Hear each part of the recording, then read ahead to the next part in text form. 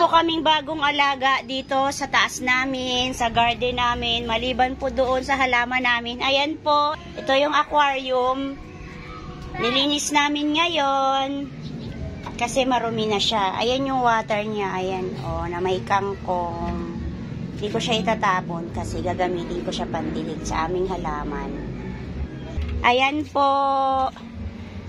Ayan siya. 3 peraso.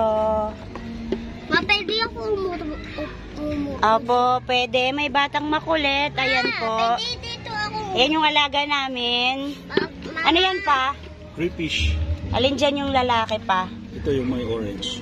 May, oh. Ilan yung lalaki? Isa lang. Ah, isa lang. Ano yung babae? Asan yung lalaki? Ayan o, yung may ano sa ito. Ah, okay. Yun yung lalaki. Umupo dito sa bato-bato. Paano malalaman na lalaki siya pa? Oo, dyan sa ano. Papa, pwede Sa ako. sipit. Sipit. Yun, may orange. Wala kapag nahulog ito. Oh, kailangan may ganito kasi dun sila pumapasok. Ayan, oh. Sige. O, di ba? Ayun na, pumasok na sila. Ako pa. Yan, 3 peraso lang siya. Pero, pag nanganak siya pa madami, pagkatapos, ilalagay na namin siya doon. Nilinis kasi namin. Ayan. Hindi siya masyadong madami yung tubig niya. Hanggang dito lang yung tubig niya, oh. Yan, oh. Yan yung pinagtanggalan. Yan, oh, kalapate. Alaga ng aming papa. Bakit 2 na lang sila pa? Pa! Oh, wala yung isa eh. Nakawala yung isa. May batang naglalaro. Gusto ko malaking pwesto. Gusto ko may Di ba ganyan naman yun, di ba? may kaagaw.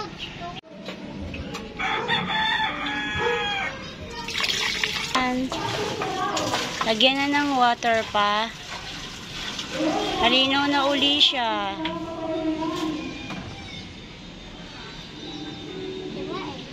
Ito, di na gagamitin. Pandidilig ko yan eh.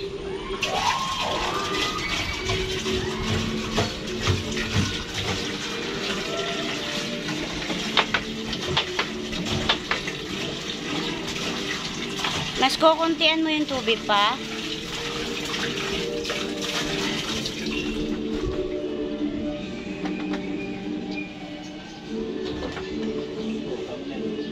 Oh, ganyan na lang.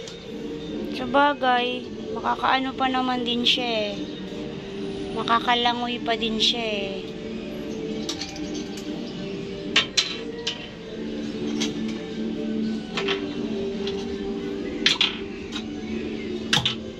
Ito pa. Ay. Kahit mo nilagay.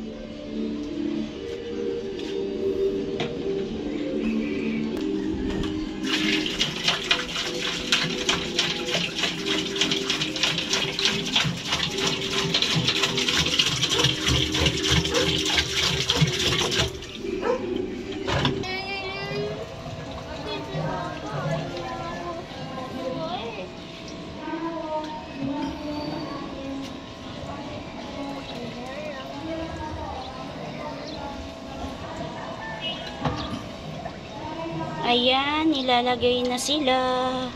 Nandun yung 2 pa. Dalawa magkasama sila. Ayaw nila maghiwalay.